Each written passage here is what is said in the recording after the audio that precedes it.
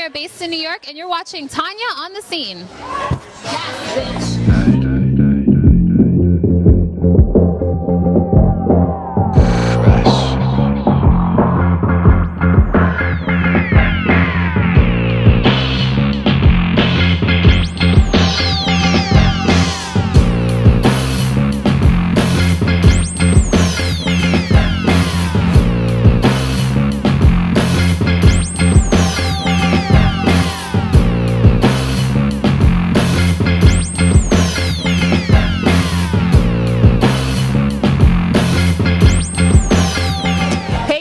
Tanya on the Scene, and I am with a Haitian young female artist who's a painter. Her work is amazing. Please welcome Amy Taylard. Hi, hello. How you doing? I'm good. It's a pleasure to meet you. Thank you. It's so nice to finally meet you. Do you know why it's a pleasure to meet you? No, tell me. Because number one, you're beautiful. Number two, you're young. And number three, most importantly, you're Haitian. That's right. Sac passe, not boule. They're rolling proud, honey. Woo, woo. So let's start with that. You were born and raised in Haiti? Yeah, I was actually born in Haiti in Port-au-Prince. I stayed there until I was 2 years old, and then I came over here. But so when did you realize that you wanted to be a painter? Actually, that's funny because I never knew that I wanted to be a painter. I always knew my father was a painter, and I always had other painters in my family to look up to, like my uncle. But specifically, my father was like the big, famous like painter. Carl Theard. Yeah, and tragically he died when I was young, so I didn't really get to know my father and like get to learn the craft from him. But like I always had like a creative mind. I never thought I had the skill.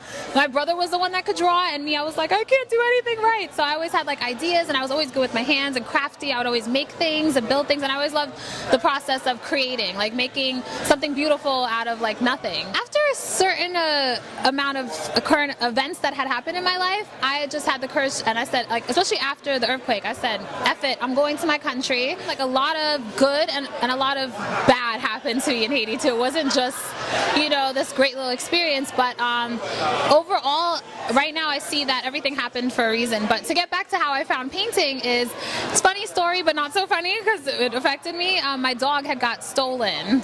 Yeah, it actually got kidnapped from my home. I had a security guard and everything, and my dog had literally got like dog napped. Like they had arranged to like steal the dog and everything. And anyone who knows me knows I'm like super attached to my animals, and I've had her for 6 years. I mean, she's the cutest little white thing. Anyway, so I didn't know what to do with myself. Like I was so distraught. I was so like just depressed, and so I decided to paint, and from there, like I didn't even think my first painting was that good. And do you remember how old you were?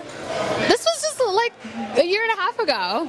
But as soon as I did, it just became therapy for me, and instantly became like an obsession. I wanted to know everything about it. It just like, it's like something instinctual, and something inside of me just like woke up and was like, this is what you're supposed to do.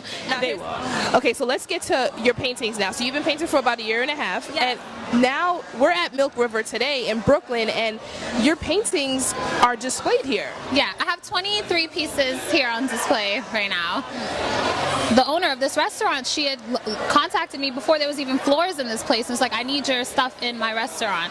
And in the months that I had to prepare to put this stuff in the restaurant, I had developed new styles, because I have two styles. I have like a abstract style. If you look on my website, you could see like the difference, but like the one that got me the most attention right now is my portraits of musicians. So right now my inspiration comes from Black, young, especially music right now. For me, like music, like I love to paint musicians and iconic pictures of them and just make them colorful and make them my own. So let's stop talking about it and let's show everyone what they look like. Let me show you. Come on.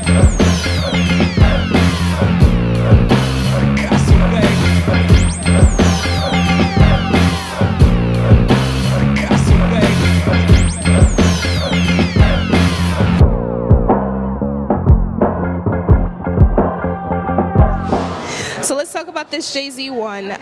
Did you draw this from memory, or did you just do this freehand? Well, no, I actually need like a reference to look at. I feel like I'm a human Xerox, so I need a reference, and then I sketch, and then I paint it. Damn, I didn't want to tell my, secrets, but that's how I do it. And what's so special about this to you? Well, you know what? Actually, he was actually the second person that I had painted, because I used to actually work under like in Rockaware. So I used to see Jay in the office, and it used to be so inspiring to see like someone so powerful and so like such a mogul and someone who has their own like aura around him. So I was like, I'm definitely gonna like pay homage and like do a Jay piece. I've actually done 3 Jay pieces, so a little obsessed, but actually one his mom owns. It's in her office. Hello, Miss Gloria. And one was actually presented to him from his nephew. He actually owns a painting of mine, Jay. So let's go to the next one.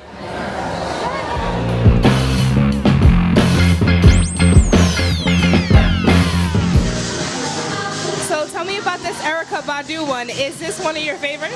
It's definitely in the top 5 of my favorites, only because I'm totally obsessed with Erykah Badu. I feel like she's so feminine, and she's like a goddess in her own right, and she's just like so confident and just like sexy, So she's just so comfortable in her skin. So I had to just like paint her. I actually done like 2 paintings of her, but that's because I personally love Erykah. Hey boo, how you doing? So now, the man of the hour, let's talk about Mr. Revolt TV, Mr. Diddy himself. Yes. What is so special about this?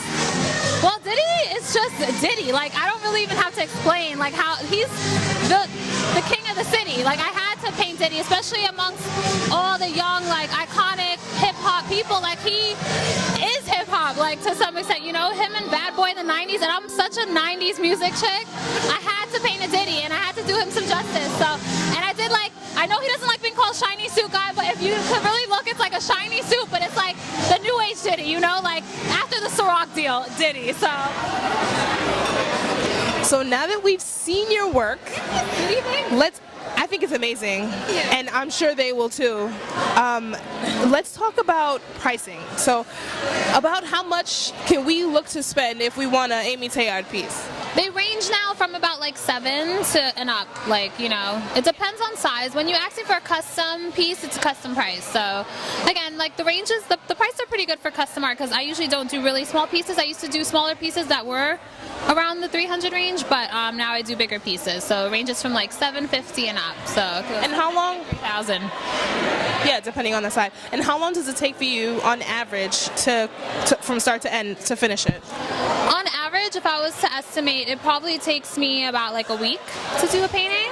So it also depends on how much detail. If there's not that much detail, it could be a couple days, but I'm a perfectionist, so I like to really go in and detail my paintings.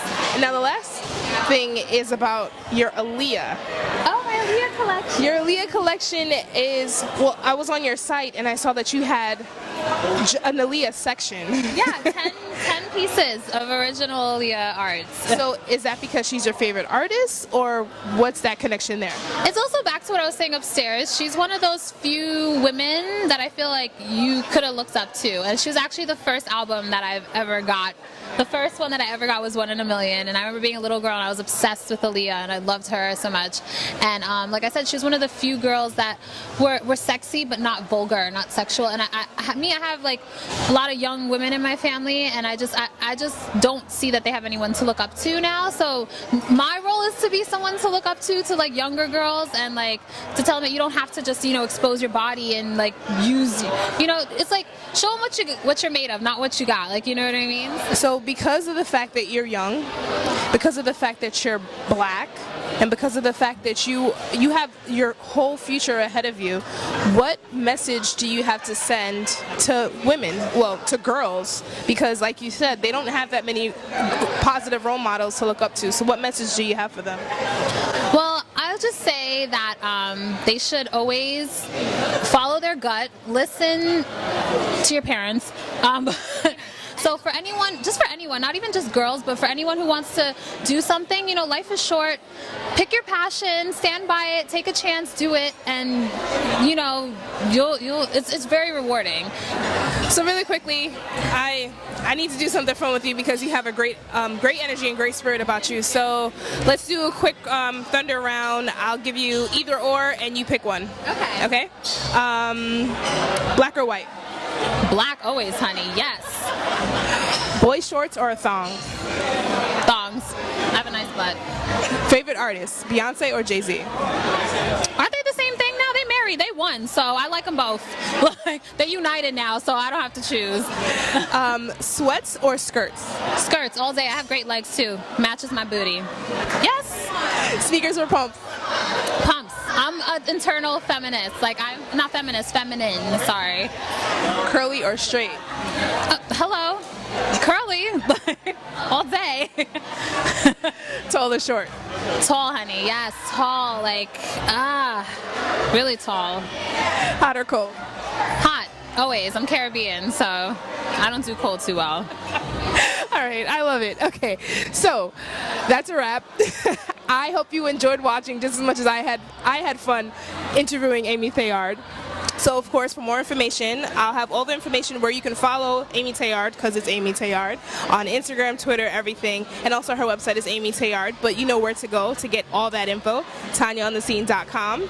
And I can't wait to see where you will be in the next 5 years, because I'm so excited. No, that's what I mean. So you did all this in a year, so this girl's going places, and you saw it right here on Tania on the Scene.